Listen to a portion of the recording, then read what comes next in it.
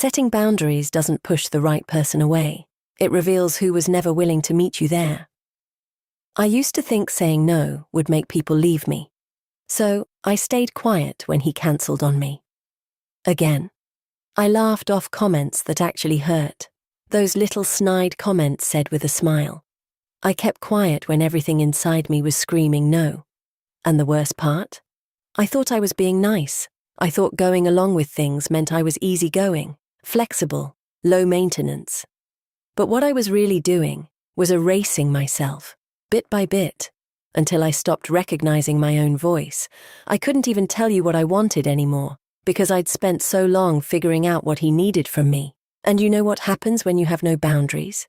He doesn't respect you more. He just gets confused because you're confused. You say yes, but your energy says no. You go along with it, but you pull away later. And he can feel that disconnect, even if he can't name it. So one night, I'm sitting across from a man I really liked. We'd been chatting a while, been on a few dates. Everything was going well. He suggested something that felt off. Not terrible, not wrong, just not me. And I felt that old familiar panic rising. If I say no, he'll think I'm difficult. He'll lose interest. He'll leave. I could feel the panic bubbling up inside me, my heartbeat increasing. But this time, I stopped.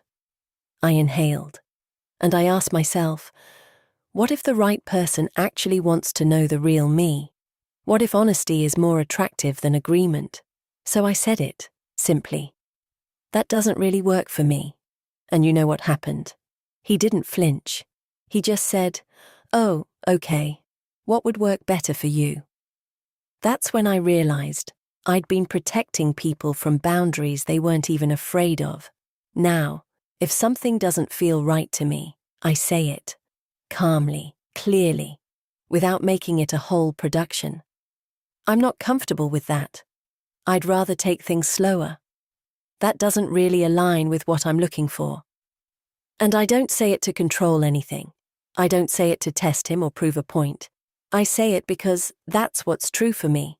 And I'd rather know early if someone can handle my truth than spend months wondering why it doesn't feel right. Because here's the thing.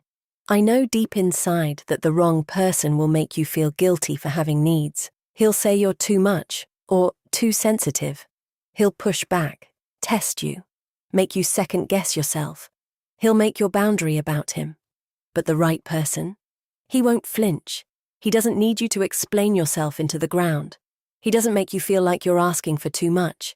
He just adjusts, because he'd rather know the real you than a version of you who's pretending. And that's when I understood. Boundaries don't push the right people away. They just make everything clearer. They show someone exactly how to treat you, without you having to chase, convince, or overcompensate. Because boundaries aren't walls, they're invitations. They say, this is who I am, this is what I need. Can you meet me here? And when someone says yes to that, you're not wondering if he really likes you. You're not performing. You're not people-pleasing your way through every date, hoping he'll choose you. You're just there, fully, with someone who actually sees you. And that's what makes it feel safe. That's what makes it real. And that's what dating without the drama looks like.